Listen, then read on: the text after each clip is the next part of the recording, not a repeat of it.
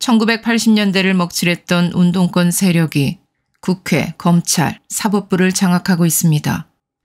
그들이 꿈꾸던 시대가 지금의 대한민국이었을까요? 행정부와 군대를 무력화시키고 부정으로 차지한 국회에서 온갖 악법을 남발하고 국민을 개, 돼지로 여기는 그들이 북괴와 중국에 굽신거리는 버릇은 나이가 들어도 여전합니다. 1980년대 시위가 수도 없지만 서부지법 사건을 폭동으로 정의 내린 정청래 법사위원장의 과거를 살펴볼까요? 1989년 건국대 재학 중이던 정청래는 4명의 학생들과 도널드 그레그, 당시 주한미국 대사의 처당과 민족 자주권 쟁취를 위한 반미구국 결사대를 조직했습니다. 정청래를 비롯한 6명은 준비해온 사과탄 4개, 화염병 6개, 사제폭탄물 4개, 쇠파이프를 들고 담을 넘어 미 대사관저로 들어갔어요. 단순히 사제폭탄을 던진 게 아니라 강도 행위를 한 것이죠. 담을 넘은 후 사과탄, 사제폭탄 1발을 터뜨리고 경비원을 향해 2발을 다시 터뜨렸어요. 그리고 쇠파이프로 현관 유리창을 부순 후 관저에 있던 부시 대통령의 액자를 같은 쇠파이프로 깨뜨립니다. 그러고 나서 대사관저 직원들을 인질로 삼고 노태우 매국 반대, 그레그 대사 부임 반대 추방, 수입 개방 압력 철회 등의 구호를 외치며 농성을 했어요. 경찰이 출동하자 관저 거실에 시너를 뿌리고 불을 붙였습니다. 그러나 학생들의 잦은 미 대사관 공격에 대비해서 거실 바닥을 내화성 재질로 만들어 불이 붙지 않았죠. 경찰을 향해 사제폭탄을 던졌으나 제대로 터지지 않았습니다.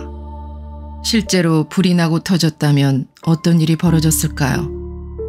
그날 대학생들은 전국에서 투석전을 벌였고 부시 대통령 초상화와 성조기를 불태웠습니다. 북한은 중앙방송으로 이 상황을 상세히 전달했습니다. 그런 정청래 복역 기간은 겨우 2년이었고 1995년 김영삼 정부 때 특별 사면 복권되었습니다. 그는 마포에서 학원을 개업해 크게 성공하기도 했었죠. 정청래는 2002년 한총련 학생들이 미 대사관에 들어가 성조기를 불태운 사건을 보고 이런 글을 남겼습니다. 올림픽 성화 점화식 같은 반미 횃불 투쟁을 보며 13년 전 오늘을 생각했다. 여러분의 거사는 외로운 투쟁이 아니다. 유리창을 몇 장 깼다고 우리가 사랑하는 조국을 박살냈다고 생각하는 국민은 별로 없을 것이다. 미 대사관을 미국 총독부라고 비유한 정청래는 지금 대한민국의 법사위원장이며 대통령 탄핵소추 사건에서 국회 소추위원장을 맡고 있어요. 정청래는 미국 비자가 나오지 않아 2013년 미국 국감에 참석하지 못했던 적도 있었습니다. 미 대사관저 방화범 정청래가 국회 법사위원장이 되어서 드디어 대한민국을 끌어내리고 있습니다. 그가 말하는 헌법 수호는 무엇이며 반헌법적 행위는 무엇인지 궁금합니다. 이렇듯 정청래는 서부지법에 들어간 청년들을 향해 다시는 이런 폭동을 꿈도 꾸지 못하도록 모든 관련자들을 엄중 처벌함으로써 대한민국 법질서를 확고히 해야 한다. 폭도들을 끝까지 추적해 엄벌해야 한다고 목소리를 높였습니다. 서부지법에서 행해진 불법 영장 발부에 항의하던 청년들은 그 어떤 조직이나 계획 없이 새벽에 반쯤 열어둔 서부지법에 들어갔어요. 경찰들은 귀를 터주는 듯한 모습을 보이며 철수했습니다. 그리고 청년들의 행동을 JTBC 기자들은 따라 들어가 촬영했으며 그들을 선동하는 좌파 유튜버의 모습도 확인되었죠. 그러나 체포된 건 청년들 뿐이었습니다. 울분에 못 이겨 기물을 부순 이들도 있었으나 대부분은 휩쓸려 들어가거나 다친 사람들을 보고 걱정되어 들어간 이들도 많았어요. 심지어 들어가지 않은 사람도 체포되었죠. 개인들의 각 행동 여부를 따져보지도 않고 피해자인 서부지법은 자신들이 재판을 맡고 청년들에게 구속영장을 남발했습니다. 이 청년들의 행동을 정청래의 표현대로 폭동으로 그들을 폭도로 칭하는 것이 맞을까요? 서부지법 사건 청년들을 변호하는 유정아 변호사의 이야기를 잠시 들어보죠. 사실 이거를 폭동이나 난동으로 치부하기에는 이 사건이 굉장히 복잡하다고 저는 보고 있습니다. 제가 네. 이분들을 변호를 하고 있기 때문에 그 사실을 잘 알고 있고 네. 이분들은 어떤 분들이냐면 그냥 각자의 삶을 잘 살다가 어느 순간 자유민주주의의 위기에 눈을 뜨신 분들이 서로를 알지도 못하는 상황에서 자발적으로 모여서 법원 후문으로 들어가기까지 다양한 이유가 있었습니다. 예. 이게 누군가의 주동이나 시켜서 이렇게 된 게 아니라 그냥 어느 순간 계몽이 된 분들이거든요. 네. 그래서 이거를 이러한 분들을 폭도라고 단정 짓기에는 굉장히 복잡한 인간적인 사연들이 있고 네. 그 저변에는 그 이미 형해화된 적법 절차라든지 대통령에 대한 부당한 체포, 부당한 구속 여기에 서부법원이 관여한 점 이런 것들이 있다는 점에서 사실 결국에는 감정적 표현을 좀 배제를 한 서부지법 사건 이 정도로 칭해야 된다고 저는 생각하고 있습니다. 서부지법. 더군다나 이들을 유정아 변호사의 표현대로 묶음 상품 취급을 하였습니다. 이게 이분들이 사실 전체적인 분위기로는 서부지법의 이런 적법 절차를 무시한 이런 거 결정에 분노를 하며 들어간 것은 맞습니다. 예. 근데 개개인별로 보면 그 경내에서 누군가 도와달라고 소리를 질러서 도와주러 들어갔거나 아니면 밖에 서 있다가 다친 사람을 보고 들어갔거나 예. 경내에 들어가서도 옆에 가만히 서 있었거나 하신 분들이 다 있어요. 네. 그러니까 뭔가를 하지 않았어요, 이분들은. 예. 그리고 사람들을 뜯어 말리거나 네. 우리는 폭력 집회가 아니다. 이렇게 예. 뜯어 말리거나 다친 사람한테 물을 주거나 이러다 잡히신 분들인데 그러니까 이렇게 폭력을 피하던 그러니까 이런 힘든 청년들을 돕다가 같이 체포된 청년들이 아주 다수 존재하고 있습니다, 실제로. 예. 그리고 극히 일부분이 7층까지 올라가서 난동을 피웠고 네. 이제 저 사람들이 저 난동을 피우겠지라는 거를 이 밑에 있는 경내에 있는 모든 청년들이 그걸 인식했느냐. 네. 그 인식을 완전히 벗어난 행위인 거죠. 사실 모든 그런 난동 행위, 그러네요. 난동으로 분류되는 그 행위라는 것이. 같은 조직도 아닌데 어떻게 알겠어요? 예.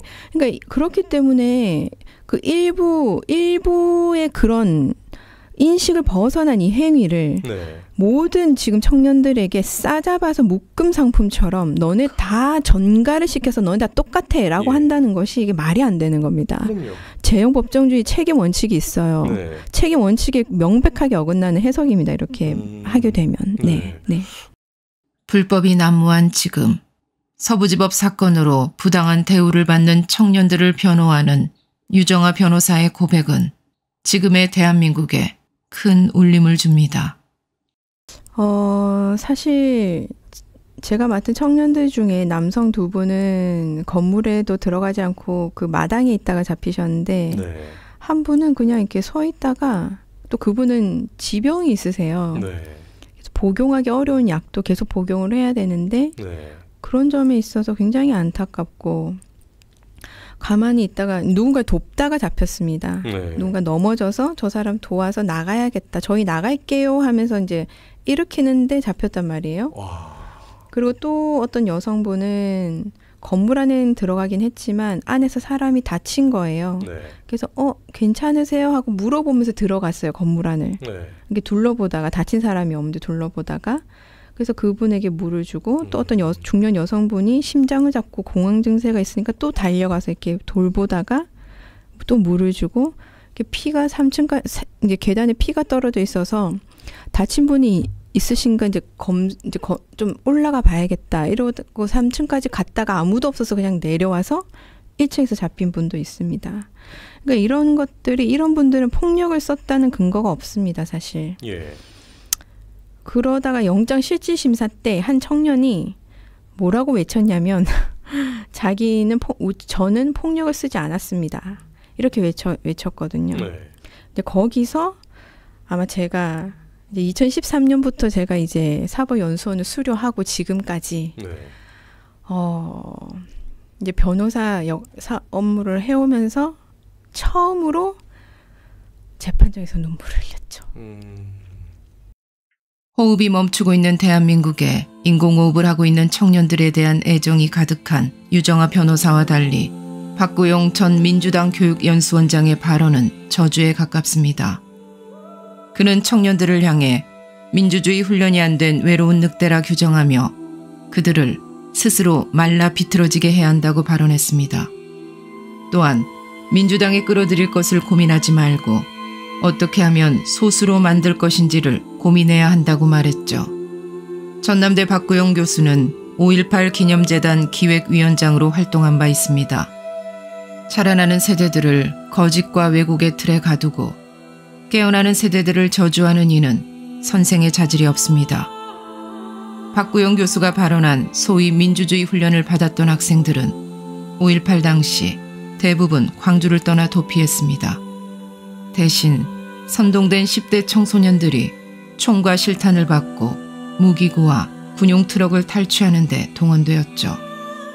그때의 소년들은 소년 시민군으로 추앙받으며 민주화 유공자가 되었습니다. 그러나 서부지법 사건 청년들은 다릅니다. 이들은 왜곡된 역사관을 가르치는 정교조에게 교육을 받은 세대입니다. 그 세대가 각성하고 스스로 깨어나 자유 대한민국을 지키고자 고군분투하고 있죠. 그들에게 감히 폭도라고 부를 자격이 있을까요? 불의와 불법이 가득한 대한민국에서 정의를 외치는 그들을 위로하고 격려해야 하는 것이 우리 기성세대의 의무가 아닐까 생각해 봅니다. 7080 세대가 부흥을 이루어냈고 2030 세대가 재건설하려는 이 고통스러운 시간이 대한민국 역사에 올바르게 기록되기를 소망합니다.